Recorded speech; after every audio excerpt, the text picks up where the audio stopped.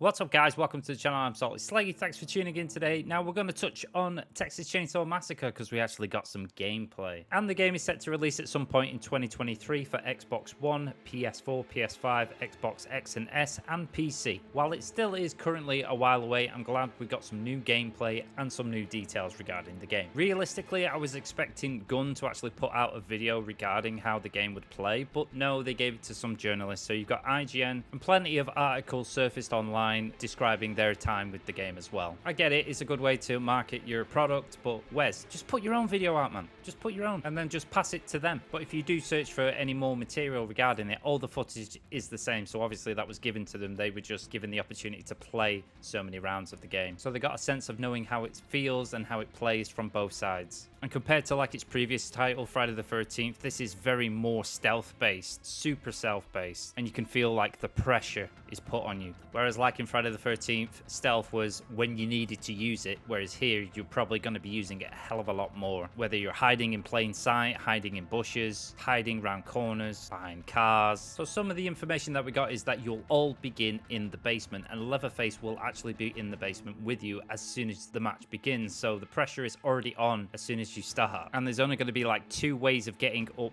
out of the basement and maybe a third one that you can unlock. We got information about a character called Connie that can instantly break locks with her ability, so that's going to help you getting through locked doors. Anything that's locked, you need Connie. You'll be squeezing through gaps and going through vents, but not only can survivors do this, the hitchhiker can do that as well, so be aware. The hitchhiker can also place traps around the map, so if you step into him, it's going to alert all of the family, so they'll just scurry to that location. We see the cook using like a hearing ability, so if you're being very loud, he can hear you and he can sense where you are. When it comes to playing as Leatherface, he's very slow, but he can rev his chainsaw. He can actually stop his chainsaws and get through doors, so make sure you lock your doors because it'll slow him down as you're trying to escape. The chainsaw itself acts as like a little mini game, continuous mini game. So if you rev too much, you can stall your chainsaw. You can turn your chainsaw off so you can move faster. And if you get that sweet spot, you know, you get that kill. And you can use it as an intimidation technique too. I can just picture it now being arm's length away from Leatherface and he starts revving that chainsaw. I'm like, shit, shit, shit, shit, shit. We also get a sense of how the fear mechanic will work. We see that heart beat and then it starts to pulse and pulse for the victims. It's on the screen, and then the closer and closer the killer gets to you, it starts distorting around the edges with this red and yellow effect. I don't know how that's going to impact.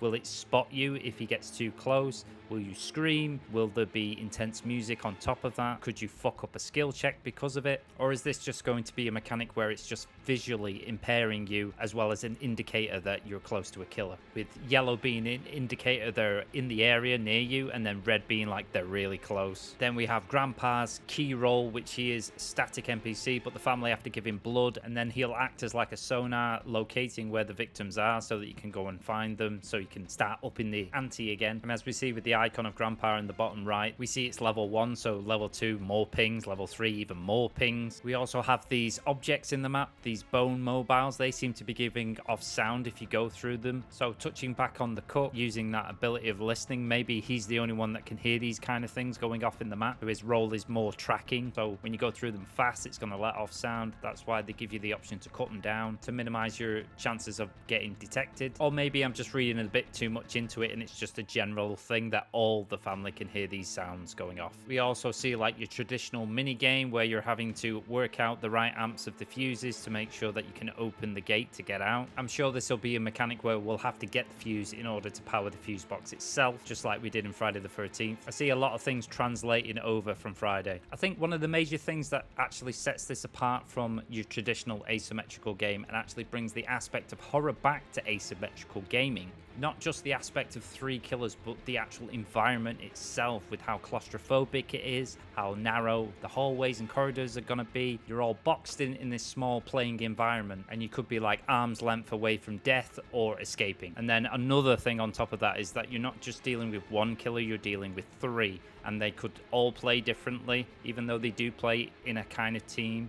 And in most asymmetrical games, you kind of get a feel for how the killer is going to play in other games, such as Friday the 13th, whether it's like a aggressive Jason, a passive Jason, stealthy kind of Jason. And then same with, say, Dead by Daylight, you've got a sense of that killer there depending on their map knowledge. And then when it comes to Evil Dead, you get a sense there whether they're an aggressive demon or they're like a passive demon. Where here, it's going to be hard to predict because you're not dealing with the traditional one killer, you're dealing with three. Playstyles will vary in that regard. So just using those 3 games as an example, you usually like go through a chase with the killer and then you'll say lose the killer, so you kind of get that breathing space, whereas here I don't think you're going to get that, because you could like run away from Leatherface and then all of a sudden shit, the hitchhiker's on your ass, you know? So you're always going to have to be on guard, and the sense of the game is you're supposed to feel overwhelmed by how many you're having to deal with. I feel like in this presentation we got more of an aspect of how the family react more than how the victims, because we don't know anything about the skill trees. The journalist didn't get an opportunity to mess around with the skill trees. Seems we get 3 perks and then a special. It's kind of the same on the equipment side. The cook gets 3 locks. The hitchhiker will get 3 traps. Obviously the survivors can't kill the killers, but they can stun them, which is kind of the same mechanic we had in Friday with the pocket knife with Jason. So you'll be finding those items within the map as you're trying to escape, using them when you need to. They also touched on the sense of the matchmaking. Just like in Friday, you'll be able to choose your preferred side, whether victim or killer, and then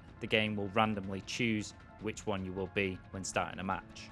So in conclusion, the game's looking good. It's in a very playable state apparently, but some did state that there is a bit of jank with the movement and some of the animations, kind of what we saw in Friday. Seeing as the game isn't set to release until 2023, obviously they've got a lot of time to polish that kind of stuff out and try and tweak it. This presentation has just given me a better understanding of how the family will operate, with a few unanswered questions here or there. And then with regards to the victims, I'd like to see more on how the others are. We only know about Connie. But I am feeling that they took a lot of that DNA from Friday and put it into this game, so I expect like a sprinter, a medic, somebody that's intelligent, and I've kind of deduced that from a lot of their character descriptions on their website, so be sure to check those out. So overall, I'm impressed and I can't wait to see some more. How about you guys? Let me know in the comments down below. Always love to hear from you. First, I want to thank you for watching. I hope you enjoyed the video. If you did, please support it with a like, because it helps out me on the channel and I wouldn't ask otherwise. Subscribe for more upcoming games. You'll find other games on my channel if you want to check those out. You'll find social links down below if you want to support me in that space. Hit that notification bell, and as always, have a wonderful day, have a wonderful weekend,